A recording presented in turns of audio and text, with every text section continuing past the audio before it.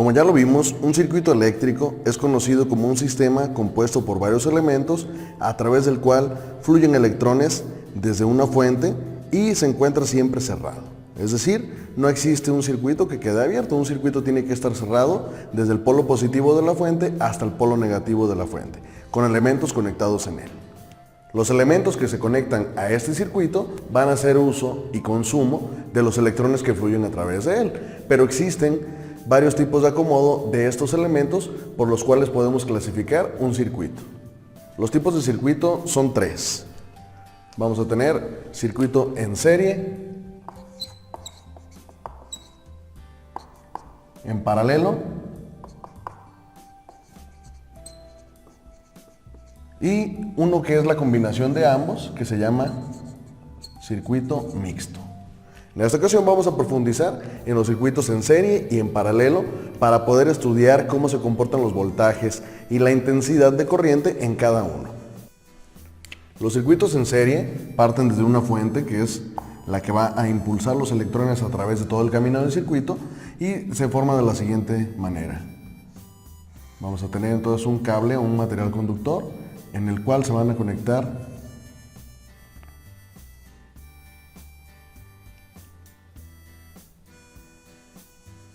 todo circuito es cerrado. En este caso vamos a ponerle este circuito de esta forma. Es un circuito que solamente tiene una línea, por lo tanto los elementos que conectemos se van a poner uno detrás del otro. Yo voy a simular aquí, es como si conectáramos focos LED. Y este sería un circuito en serie. ¿Por qué se dice en serie? Porque precisamente los componentes están conectados uno detrás de otro. ¿Qué ventajas tiene este tipo de circuito? Pues es muy sencillo de configurar, ya que solamente haces un corte en el cable lo representamos en el color azul, conectas el diodo o las resistencias o los dispositivos que quieras poner y en el siguiente polo sigues el cable y así sucesivamente. ¿Qué desventajas tiene? Pues que si alguno de estos dispositivos que yo conecté falla, se desconecta o simplemente se quema, como es la serie de luces, porque las luces están conectadas una detrás de otro. Últimamente las series ya están conectadas en paralelo y tienen otro tipo de sistemas, pero las series más viejitas de luces, que es la que es el ejemplo más habitual en el circuito en serie, si un foco se fundía toda la serie o al menos todos los focos de ese mismo color o de esa misma línea en la que estaban conectados. Esa es una de las desventajas. Si yo aquí quitara este dispositivo, pues no quedaría cerrado el circuito y por lo tanto no hubiera flujo de electrones, ya que se quedarían en esta parte del cable. Ocupa estar cerrado para que entonces los electrones fluyan desde la fuente, desde el polo positivo, pasen por todos los dispositivos que tenemos aquí y retornen hasta el polo negativo de la fuente o batería que tenemos aquí. Este es el circuito en serie. ¿Cómo se va a configurar o cómo se comporta el voltaje y la intensidad en un circuito en serie? Pues en este circuito en serie, para saber cuánto voltaje va a consumir según sean los dispositivos que se conectan y cuánto amperaje, es lo siguiente. Para este circuito el voltaje se va a sumar y el amperaje se va a mantener igual, es decir, la intensidad de corriente es la misma, ya que solamente tiene un camino que seguir los electrones, pero el voltaje que se necesita, es decir, la fuerza o la presión de esos electrones que viajan a través de este circuito, se va a sumar dependiendo del voltaje que requiera cada dispositivo conectado. Para el circuito en paralelo es una nueva configuración, más funcional que el circuito en serie en algunos casos. Igual vamos a tener una fuente de alimentación de electrones y en este caso vamos a poner un circuito cerrado donde tengamos un polo positivo y uno negativo. Va a tener un camino para conectar ese foco LED o diodo LED. Aquí tenemos el foco, pero aparte también va a tomar otros caminos. Este circuito en paralelo es más independiente que el circuito en serie. Vamos a tener entonces varios caminos. Vamos a tener igual los tres focos LED conectados. Pero en esta ocasión los electrones van a tomar tres caminos diferentes para retornar a este polo negativo de la fuente de alimentación. Si un circuito tiene este segmento paralelo, la fuente entonces va a pasar los electrones del polo positivo y en esta parte se van a bifurcar, es decir, va a tomar dos caminos. Se va a venir a este camino para encender este foco LED, pero los electrones también siguen fluyendo por aquí. Al llegar aquí a esta bifurcación, nuevamente bajan hacia este diodo LED y continúan hasta llegar a este otro tercer camino, donde llegan a este otro dispositivo. ¿Qué pasa en esta ocasión con estos circuitos en paralelo? A diferencia del circuito en serie, si uno de estos tres focos se funde, se corta el cable o se desconecta, no hay problema, porque entonces supongamos que aquí tuviéramos un corte. Los electrones entonces pasan del polo positivo, vienen hasta aquí, aquí bifurcan, pero como está cerrado el circuito, no llegan más allá, sino que entonces solamente tomarán este camino y seguirán encendiendo estos dos dispositivos. Aunque este está cerrado, los otros siguen abiertos ya que tiene varios caminos que seguir. ¿Qué pasa con la configuración o el comportamiento del voltaje y del amperaje en estos circuitos en paralelo? Pues a diferencia del circuito en serie es lo contrario. En esta ocasión, para ver cuánto voltaje o cuánta presión de voltaje de amperaje va a necesitar este circuito, el voltaje se mantiene igual, es decir, se va a poner el voltaje mayor que ocupe cada dispositivo. Si este dispositivo ocupa 5 volts y este 6 y este 5, pues el voltaje que va a ocupar serían 6 volts, ya que es el mayor voltaje que ocupa para encender cada uno de los dispositivos, en este caso estos foquitos LED. Por el contrario, el amperaje ahora es el que se tiene que sumar, ya que entonces estará consumiendo tres caminos, tomará tres caminos diferentes ese flujo de electrones y se ocupa un amperaje para cada uno de los diferentes dispositivos que se conectan. Una vez que vimos lo anterior, entonces vamos a resumir aquí que los circuitos en serie, el voltaje se suma y el amperaje se mantiene igual. Por el contrario, los circuitos en paralelo, el voltaje se mantiene igual y el amperaje es el que se va a sumar. Vamos a ver algunos ejemplos de cómo sería el comportamiento en nuestros circuitos dependiendo su configuración sea en serie o en paralelo. Para el ejemplo número 1 vamos a tener lo siguiente. Voy a tener nuevamente una fuente de alimentación y en esta fuente se va a conectar tres focos LED.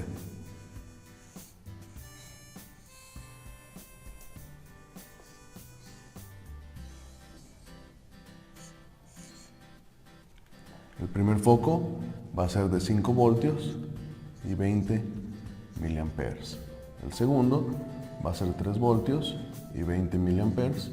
Y el tercero de 5 voltios y 25 miliamperes. Estas son las capacidades o características de cada diodo LED que se conectan a este circuito. Primero tengo que identificar qué tipo de circuito es. ¿Será en serie o en paralelo? En esta ocasión estamos hablando de un circuito en serie, ya que los electrones solo tienen un camino que seguir hasta retornar del polo positivo al negativo. Entonces será circuito en serie. Voy a necesitar cuánto voltaje se ocupa y cuánto amperaje consume para que este circuito funcione. Vamos a ver, si es circuito en serie, aquí tengo el resumen. El circuito en serie se suma el voltaje y el amperaje se mantiene igual. Por lo tanto, yo tengo tres dispositivos conectados y ya tengo sus características de consumo de cada uno. Entonces, si el voltaje es el que se va a sumar, si aquí son 5 voltios de este foco y otros 3 voltios, ahí se consumen 8 volts. Si aquí tiene otros 5, entonces serán 13 volts los que necesita este circuito para funcionar.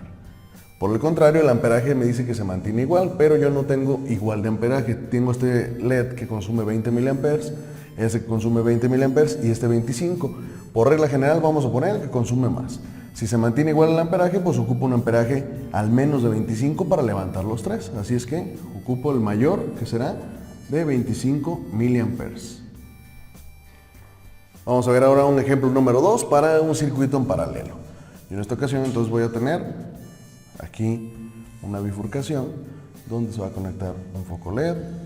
Voy a seguir aquí, aquí se conecta otro. Y por último aquí otro. Entonces voy a tener 3 focos LED, aquí los voy a poner. Cada uno de estos focos LED va a tener una capacidad de consumo diferente o pueden ser iguales, eso no hay problema. En esta ocasión van a ser los mismos focos de la otra vez. Aquí tengo 5 volts y 20 miliamperes, 5 volts y 25 miliamperes y 3 volts y 20 miliamperes. Estas son las características de esos focos LED. Por lo tanto, yo tengo que identificar a partir de este circuito qué tipo de circuito es el que está implementando. ¿Es serie o es paralelo? Y cuánto consumo de amperaje va a necesitar y cuánto voltaje. Eso debe ser la característica de este circuito para que pueda funcionar.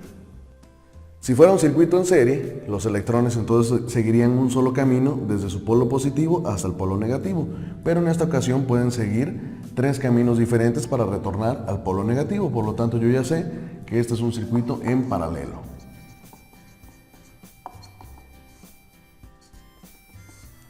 cuánto voltaje, cuánto amperaje va a necesitar este circuito, se va a definir por esta regla que ya la vimos en el paralelo, donde el voltaje se mantiene igual, o en su caso se pone el mayor voltaje, y el amperaje se debe de sumar. Así es que vamos a ver.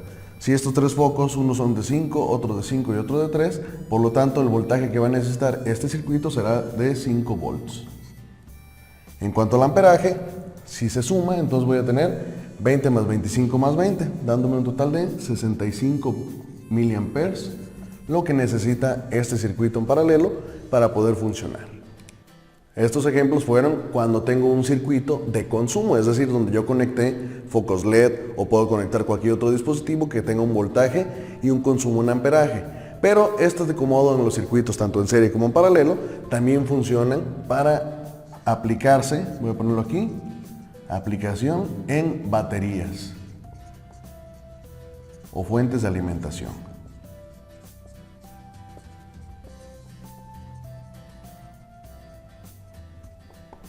¿A qué se refiere esto? Pues que estos tipos de circuitos en serie y en paralelo yo los puedo acomodar también en baterías o fuentes de energía o fuentes de alimentación para también aumentar un voltaje o aumentar un amperaje según sea el acomodo. Para estos ejemplos que vamos a ver a continuación respecto al acomodo de las baterías según sea el tipo de circuito, vamos a tener en cuenta estos 4 modelos de baterías que son las más usadas. Tenemos las pilas AAA que tienen una potencia de salida de 1.5 volts y tienen 1100 miliamperios horas. Las pilas o baterías AA que tienen 1.5 volts también, pero estas tienen 3000 miliamperios hora, es decir, tienen un poco más de capacidad en amperaje. Tenemos también las pilas comúnmente conocidas como baterías de 9 volts, que son las pilas cuadradas, que precisamente dan 9 voltios, pero tienen solo 1300 miliamperios hora. Y tenemos también los Backup Energy, que son las baterías de respaldo más utilizadas, donde tú conectas un USB y puedes cargar tu teléfono. Estas son con una potencia de salida de 5 volts y pueden variar desde 2000 miliamperes, 5000, 10000, incluso hay desde 1000 miliamperes para una sola carga. Vamos a tomar en cuenta esta vez como si fueran 2000 miliamperes. ¿A qué se refiere la unidad de medida miliampero hora? Pues tenemos la unidad mili, que es 1 por 10 a la menos 3 amperes, y por hora, es decir, que estas baterías tienen la capacidad de que fluyan por ellas, como ya vimos que el amperaje es la cantidad de electrones o la cantidad de coulombs, que es la carga por segundo que fluye a través de ese circuito, entonces va a tener 1 por 10 a la menos 3 amperes por cada hora. Esa es su capacidad de consumo, es la capacidad de alimentación de cada una de las diferentes baterías. Si se fijan, la menor que tenemos aquí es la de AAA, tiene el mismo voltaje, pero su capacidad de almacenamiento de electrones no es tan alta. Sigue la AA, que ya es un poco mayor. La de 9 voltios no es tan alta, pero sí es alto su voltaje. Lo mismo pasa con las baterías externas, que varía su capacidad de acuerdo a su tamaño. Por lo general, entre más grandes sean estas baterías de respaldo, mayor será su capacidad de almacenamiento de amperes o miliamperes por cada hora.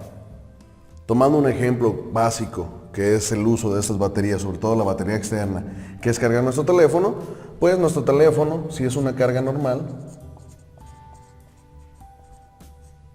está cargando a 1 ampere.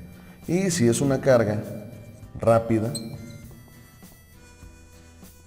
donde la batería de nuestros teléfonos tiene que soportar esta carga rápida, lo estará haciendo a 2 amperes. Entonces, prácticamente esta configuración en estas baterías cambia para poder soportar esta medida de los amperes según sea la carga normal y la carga rápida. ¿Por qué no todos los equipos se pueden cargar rápido? Porque no soporta todo su circuito integrado o su centro de carga esa administración de 2 amperes, es decir, el doble, que fluyan sobre su circuito para que puedan ser almacenados en su batería. Esta es la diferencia de una carga normal a una carga rápida. Teniendo en cuenta entonces esta información, es que vamos a aplicar estos circuitos en serie y en paralelo para estas fuentes de alimentación de energía o baterías también conocidas.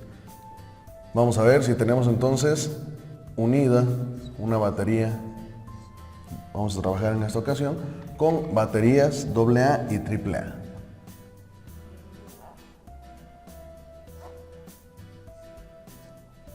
Vamos a suponer que son baterías AAA, pero están conectadas en serie. Esto, si ustedes se fijan, es lo más común, por ejemplo, en el control remoto o en algún juguete y demás, que utilice este tipo de batería. Se pone una de un sentido y la otra se pone volteada. ¿Por qué? Porque así es como se puede conectar estas baterías en serie, ya que el polo positivo y negativo se unen. El polo positivo se une con el positivo con el negativo, y entonces ahí están haciendo un circuito en serie. ¿Y esto qué va a pasar? Vamos a ver cuánto será el voltaje y cuánto será el amperaje que está proporcionando estas dos baterías juntas si son baterías AAA. Vamos a ver, son baterías AAA, por lo tanto tienen 1.5 voltios cada una. Como están conectadas en serie, el voltaje se suma. Entonces si son dos de 1.5, aquí estaría dando un voltaje de 3 volts. Y el amperaje se mantiene igual porque están en serie, por lo tanto serían 1100 miliamperes hora. Y esta sería la configuración de estas baterías AAA. Existen también dispositivos en los que ocupa 4 baterías AA. Igual se conectan en serie. Digamos una consola de juegos de las viejitas que tenían aquí una tapa con un tornillo, ¿verdad? Ustedes quitaban el tornillo, quitaban la tapa, y ¿qué aparecía debajo de esa tapa? Pues aparecía un canal aquí, donde aparecía aquí un resorte, otro resorte y resortes, ¿verdad? ¿Qué pasa con esos resortes? Pues en el resorte va el signo negativo de estas baterías AA. Vamos a tener entonces aquí una batería donde el piquito o signo positivo abajo y el negativo queda en el resorte. Después otra batería aquí. De igual forma, positivo y negativo, otra de este lado, positivo y negativo, negativo y positivo. Quedando de esta forma, son 4 baterías AA. Vamos a anotarlo aquí. Nuevamente están conectadas en serie, ya que el positivo se une al negativo y luego el positivo al negativo y así sucesivamente. Por lo tanto, ¿cuál será el voltaje que necesita y el amperaje que va a necesitar este dispositivo en el cual estoy requiriendo 4 baterías AA? Vamos a ver, si la batería AA es de 1.5 voltios y está conectado en serie, por lo tanto se suman. Si son 4, serían 4 por 1.5, estamos hablando de 6 voltios lo que necesita este aparatito para poder funcionar. El amperaje se mantiene igual, así es que por hora estas baterías están administrando 1100 miliamperes hora. ¿Qué pasaría si en estos tipos de circuito utilizamos 2 de estas baterías con carga normal, es decir, con 1 ampere de salida? Cuando hablamos de miliampere hora es su capacidad, es decir, lo que nos va a durar la batería según sea el consumo del dispositivo donde lo conectamos. En esta ocasión estas baterías lo que tienen es salida de 1 ampere de carga, por lo tanto es una carga normal. ¿Cómo puedo hacer para que 2 baterías de estas, que son las cargas externas donde tengo un USB, cómo las puedo conectar para que sean de carga rápida? ¿Qué es lo que tengo que hacer? Pues muy sencillo. Vamos a tener entonces, es un Backup Energy, vamos a ponerlo con sus siglas. Voy a poner 2 de estos. Por lo regular tienen foquitos de cuánta carga te queda y demás. Y un puerto USB aquí. Vamos a suponer que son de los mismos, es decir, con la capacidad de, 5 voltios de salida y 1 ampere. Y su capacidad será de 2 miliamperes hora, es decir, esto es su capacidad de almacenaje y esto es en cuanto a la salida. De aquí salen 5 voltios y 1 ampere. Si yo los uno en paralelo, ¿qué significa en paralelo? Pues que ambos queden unidos de esta forma. Aquí está mi Backup Energy. Y aquí está el segundo. Positivo, negativo y negativo. Por lo tanto, ¿cuánto estará saliendo de esta parte? Aquí vamos a tener el voltaje y el amperaje. Ambos dijimos que son de 5 volts y 1 ampere porque es carga normal. Por lo tanto, si yo veo mi registro de qué sucede en un circuito paralelo, veo que el voltaje se va a mantener igual, pero el amperaje es el que se va a sumar. Entonces, si yo destapo estas 2 baterías y las uno en formato paralelo o en un circuito paralelo, voy a tener que el voltaje va a seguir siendo el mismo, son 5 voltios, que es lo que necesita mi teléfono, pero el amperaje se va a sumar. Si ambas son de 1 ampere, por lo tanto va a ser de 2 amperes. Y al tener como resultado 2 amperes, significa que tiene una carga rápida. Así es como funciona la mayoría de las baterías externas, que sí proporciona una carga rápida. No es que tenga una batería que dé 2 amperes de salida, sino que hacen esta configuración dentro de estas baterías de respaldo para que al conectarlas en paralelo sigan siendo los 5 voltios, pero con una intensidad de corriente del doble, es decir, de 2 amperes, que es lo que significa la carga rápida en un teléfono celular. Es muy importante ser cuidadosos con el voltaje y el amperaje que se suministra a algunos dispositivos, o en su gran mayoría, ya que si el voltaje, es decir, la presión con la que entran o fluyen los electrones a través de él, es mayor de la que se percibe o de la que está certificada para poder soportar, el dispositivo se puede quemar. Lo mismo pasa con el amperaje. Existe alguna tolerancia, puede ser de 1 volt más, 1 volt menos, sin ningún problema lo va a soportar, pero cuando pasa su capacidad de resistencia, estos dispositivos se pueden quemar. Así es que por eso hay que tener cuidado sobre todo con los amperajes y conocer, en este caso de tu teléfono, la resistencia. Si es un teléfono que solo admite una carga normal, jamás lo conectes a una carga rápida, o solo que sea una carga rápida en la que ese cargador tenga la capacidad de identificar si tu teléfono soporta o no la carga rápida. Lo que sucede dentro del cargador es que identifica si es un teléfono apto para carga rápida, te suministra 2 amperes. Si es un teléfono que solamente admite carga normal, te suministra 1 amper. Por eso es que algunos de los cargadores de carga rápida se pueden conectar a ambos teléfonos. Si soporta o no la carga rápida, de todos modos suministra lo que el teléfono necesita. Pero hay algunos cargadores que no realizan esto. Así es que hay que tener cuidado en dónde conectar nuestro teléfono y sabiendo siempre su capacidad, ya que entonces si nosotros un teléfono que soporta solamente carga normal, que es a 1 amper, y le suministramos el doble, es decir 2 amperes, estamos poniéndole el doble de electrones que fluyen por su circuito, y como el circuito no lo soporta, por eso es que se queman los componentes electrónicos. Estos tipos de circuitos siempre se van a utilizar y hasta el momento la única modificación que pueden tener será el circuito mixto, donde ambos, serie y paralelo, se van a mezclar de acuerdo a las capacidades que se requieran en un dispositivo. Con esto vimos entonces la aplicación del circuito en serie y en paralelo, cómo podemos aumentar el voltaje aunque tengamos baterías de voltaje menor, y también cómo se aplica el circuito en paralelo para ampliar la carga rápida, es decir, duplicar el amperaje que se suministra en un dispositivo con este acomodo en paralelo.